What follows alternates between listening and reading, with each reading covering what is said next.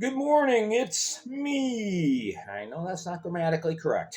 But anyway, yeah, we have our first full day of playoff games in here. Hopefully, this is my fifth take doing this. There's so much that happened last night. I could go on for 35, 40 minutes on this. I'll do it in 15. All right. First, we're just going to briefly tease this game, saying this was probably one of the best games that has ever been played in the FPHL. I mean that.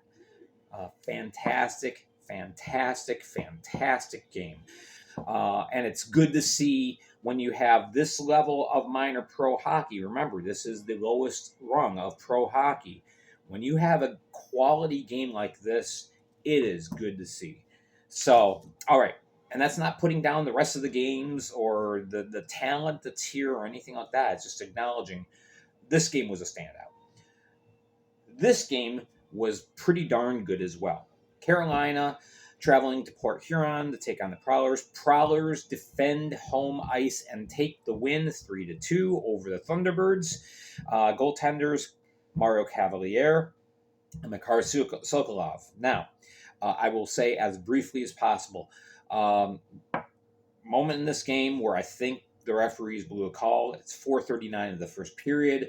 A shot from the point seems to go off of Makar's mask, and Gus Ford gobbles up the rebound, shoves it into the empty net, and the goal is ruled no goal, goalie interference. I did not see it. I reviewed the play.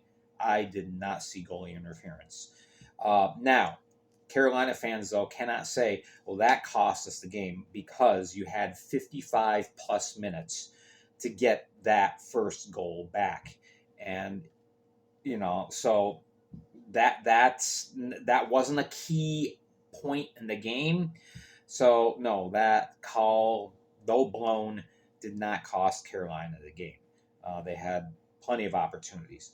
All right, this game was all about a lot of adjustments, mid-game adjustments by coaching and by the players as well. So anyway, the first recorded goal was Dominic Laubert scoring 5:32 of the first, giving Port Huron the lead. Shots are even in the first at 10 aside. In the second, Connor Foley doubles the lead. And, things are looking real good for the Prowlers. Although they couldn't get any shots on goal. Carolina clamped down defensively, only allowing 4 shots on goal, but 1 got by Mario. All right, at 19 minutes of the second period, Joe Kennedy, who's really ramped up his game the last month, he ends up breaking the shutout, getting a puck past Sokolov, and it's 2-1 at the end of 2 shots, 10-4 Carolina in the second. And in the third, it was Port Huron that flipped the tables and just started putting tons of pucks on Cavalier. Now, a lot of them weren't quality shots, but they were holding up Carolina in their own defensive zone and forcing Carolina to play catch up. So finally, on a power play opportunity of 13:42, Gus Ford did score to make it 3-2, but that was only one of 7 shots that Carolina could muster. And for about the first half of the period, they had 1 shot on goal. Port Huron just really controlled the play and tipped the ice. So anyway, it's Dan Chartrand that had scored first in the third period at 1:20 in. So it was 3-1 then. Then Gus Ford made it 3-2. And then time ran out. Simple as that. So, Makar Sokolov gets himself a playoff win, stopping 25 shots. We had a goal and assist by Gus Ford in a night. Might have been two goals, but yeah. Joe Kennedy scored a goal. Cavalier stops 28 shots on the night. Dan Chartrand with the game winner. And 11:40 in attendance to watch Port Huron take a 1-0 lead. So the teams hurry up, get dressed in the locker rooms, get on the bus, and travel down to Winston-Salem. More about that at the end of this video. Second game, Binghamton, talking about ice tipping. Um, favor Watertown first period, second and third, Binghamton. Binghamton with another comeback win, and they've been doing this a lot lately. They've been getting it behind early and storming back. But anyway, in the game, Connor McCollum, sorry, he's the other game. Connor McAnanima, he's in goal for Binghamton. It's Spencer Kozlowski, the recent workhorse for the Wolves, in goal. And so in the first, it's Trevor Lord scoring first at 4:48. Nice blistering shot over McAnanima's glove, and it is 1-0. And later in the game, Michael Mercurio, he really had an excellent game. He gets the goal here to put Watertown up 2-0, but he was everywhere. Wherever the puck was, Michael Mercurio was there too. He had a great game. So anyway, it's 2-0 at the end of one. Shots are 13-12 Binghamton, but only 2 of those 13 shots were quality shots. Quality saves by Kozlowski. In the second, we started off 2:14 in the first of the period, second period, excuse me. Kyle Stefan scores, and it is now 2-1. Less than it's exactly 43 seconds later. Colin Fitzgerald scores for Binghamton, and now it's tied up. And even though there were no more goals for the second period, you could really see that Binghamton had all the momentum at this point. Shots for the second period were 19-8, and many of those 19 saves that Kozlowski made were grade A chances. Key moment of the game, the period expires, and Justin Smith decides to pick a fight. So, 5 minutes for fighting and a 2-minute instigator. The Achilles heel of the Wolves all year long has been the penalty box. And it cost them here again as well. 1 minute, 40 seconds into the third period, Dakota Bonds scores on the power play, and that ends up being the game winner. You had an insurance goal by Gavin Yates at 10:34. And you end up with a 4-2 Binghamton victory. They take the first game, head home with the advantage. And this bus trip is a lot shorter than some of the other ones. Anyway, Gavin Yates, a goal and assist. Dakota Bond with that game-winning goal. Connor McAnanima stops 26 shots for the Wolves. Lord and Mercurio get on the board. Again, Mercurio, I thought, was the Wolves' best player last night, by far. Fantastic play. Kozlowski stopped 43 of 47 in 58:04. The Wolves did pull Kozlowski for the extra attacker, and the Wolves just couldn't generate enough offense. Great defensive shutdown by Binghamton late in the game. Sellout crowd of 1,500. Yes, it's the smallest arena in the league, so the place was packed. All right, then the game that I was teasing before. Again, there's just some standout games that you could put on a highlight reel. If you're the FPHL, you want to take segments of this game, you want to take clips of this game and put it into some kind of marketing presentation when you're trying to expand into new markets and say, here's a look at some of the action in some of our games. This is a game you want to use as a highlight. Motor City pulls out a gutsy 3-2 comeback overtime win, and the goaltenders, both of them, were the stars. Connor McCollum for the hat tricks, and Trevor Babin for the Rockers. Not only did they both make a ton of saves, they made a ton of amazing ESPN highlight quality saves. Fantastic night. I am surprised that Douglas Tuca, who was calling the game for Danbury, still has a voice.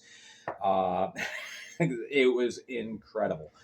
All right, so in the first period, it's Daniel McKittrick scoring. A lot of offensive flow on both sides in the first period, and only one puck gets by. It's McKittrick at 16:21. Shots were 18-16 in favor of Motor City, but Danbury held the 1-0 lead. Excuse me. In the second period, Johnny Ruiz, 9:28. It's another case where you say, yeah, it's Johnny Ruiz. He plays so well, it's not surprising. But at the same time, you go, wow, what a player. So he puts Danbury up 2-0.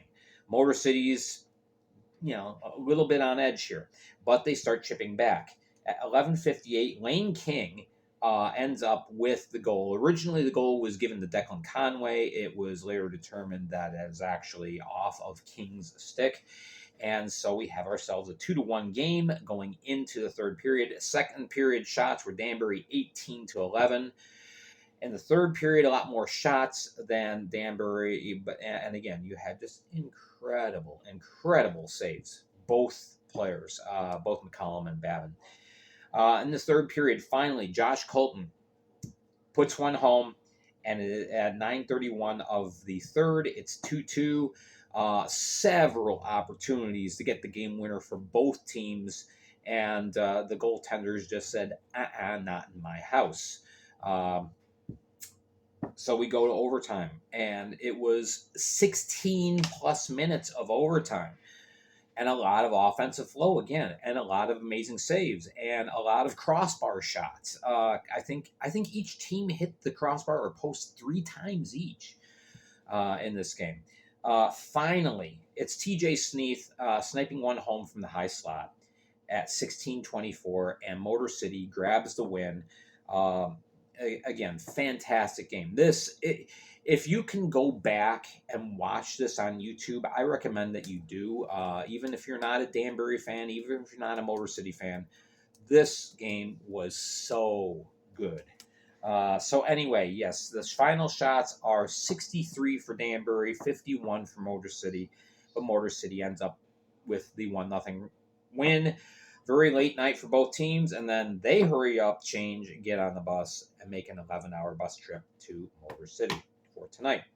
Final game, and I'm not going to spend a lot of time on this because it's one of those games you go, yeah. Columbus domination of Mississippi. No scoring in the first. As a matter of fact, not many shots. So shots were only 9-6 in the first period. Brendan Colgan stopped everything he saw. Joe Shepard started off strong, and I feel bad for Shepard. He's had a few games like this year where he starts off really strong and he just kind of seems to fade. Second period, very damning. The game-winning goal, Austin Doe at 3:50.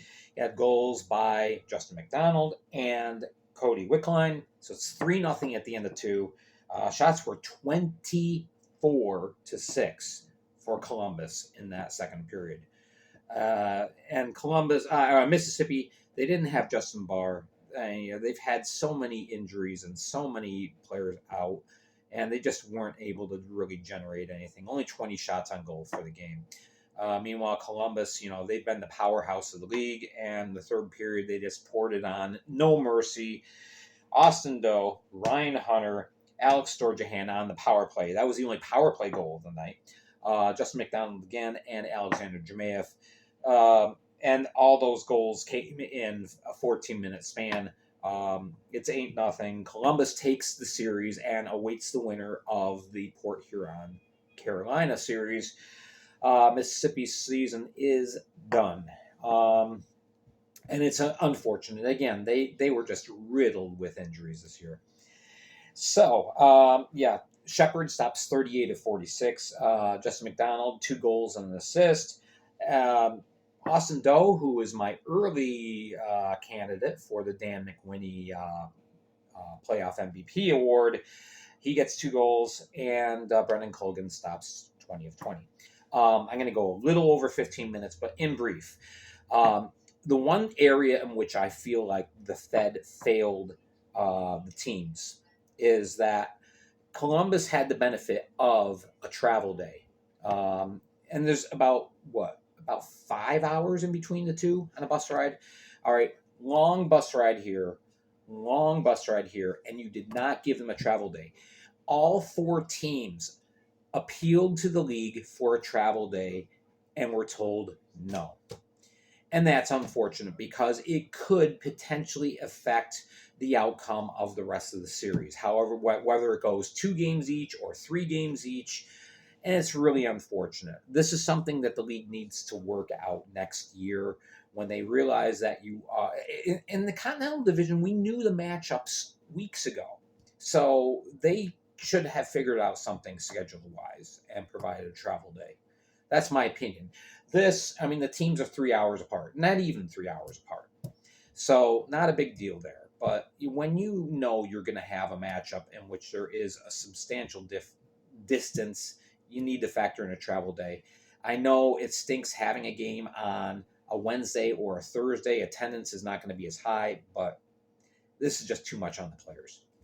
That's my opinion. That's my take. Off the soapbox, and thank you so much for watching. Tune in tomorrow. We may have more series winners tomorrow. Take care. Have a great day. Hit like and subscribe. Yada, yada, yada.